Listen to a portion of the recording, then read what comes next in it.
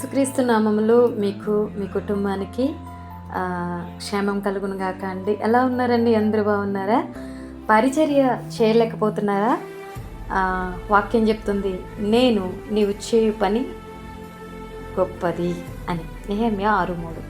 చాలాసార్లు అనేక మంది గొప్ప గొప్ప సేవకులను, అలాగే పరిచర్యలు బహిరంగంగా మందిరం ద్వారా సేవలు వాడబడుతున్న వారిని చూసినప్పుడు సాధారణ విశ్వాసులమైన మనలో అనేక మందికి నాకు కూడా దేవుడు వాళ్ళకి ఇచ్చిన తలాంతులు ఇచ్చి ఉంటే బాగుండేది, నాకు కూడా వాళ్ళలాగా ఇంటి నుండి పర్మిషన్స్ ఉంటే బాగుండేది, నాకు కూడా అలా సేవ చేయడానికి ప్రోత్సహించే తల్లిదండ్రులు, కుటుంబ సభ్యులు, తోబట్టువులు, స్నేహితులు, భార్య, భర్త ఉంటే ఎంతో బాగుండేది అని ఆలోచిస్తూ ఉంటాం.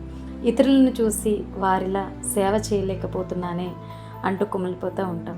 ఇంటి నుండి అడుగు బయట పెట్టలేని స్థితిలో ఉన్నానే, ఎన్నో ఆత్మలు నశించిపోతుంటే నేనేమో ఇక్కడే కూర్చుండిపోయానే, దేవుని కోసం ఏ పని చేయలేకపోతున్నానే అంటూ చాలామంది వృద్ధులు, గృహిణులు, కొంతమంది యవనస్తులు ఆలోచిస్తూ ఉంటారు. మరి దీనికి పరిష్కారం ఏంటి? మన కోరిక తీరేదెలా? అందుకు దేవుని వాక్యం మంచి సమాధానం ఇస్తుంది. దావీదు, యోబు, హన్నా, యాకోబు ఏం సేవ చేశారు? కానీ వారందరూ కూడా దేవుని సేవకులని, సేవకురందరినీ పిలువబడ్డారు, ప్రార్థించారు.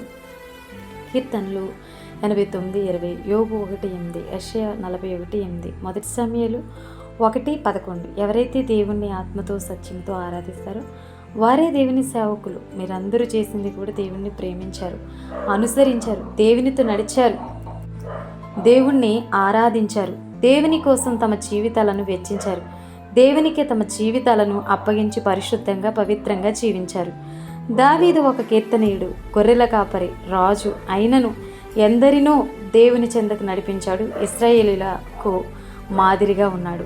యోబు తన దేవుణ్ణి వెంబడించటే కాకుండా తన కుటుంబాన్ని సైతం దేవుని మార్గంలో నడిచేలా చేశారు.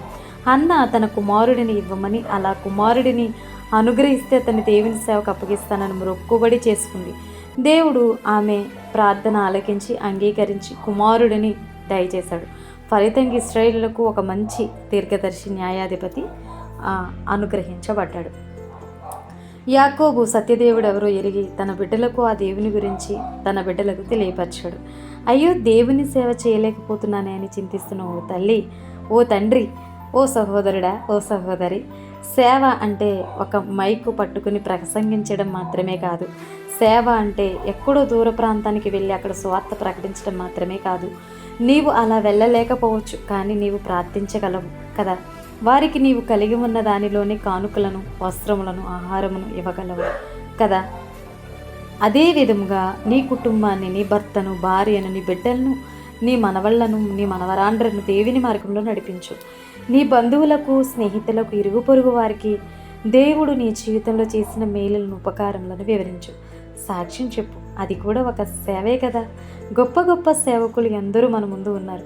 ఎందరో మిషనరీల జీవిత చరిత్రలు మనం చదువుతాం.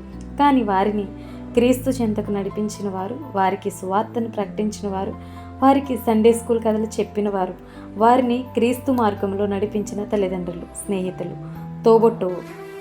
మనకి తెలియదు వారి గురించిన సమాచారం, లోకానికి తెలియదు. కానీ వారిని అట్టి దిశగా నడిపించిన, ప్రోత్సహించిన వారు చేసిన సేవ చాలా గొప్పది. వారు చెప్పిన మాటలు గొప్పది. నేడు నీవు చేసే సేవ పరిచర్య కూడా ఎంతో గొప్పది. నీ సాక్ష్యమే గొప్పది.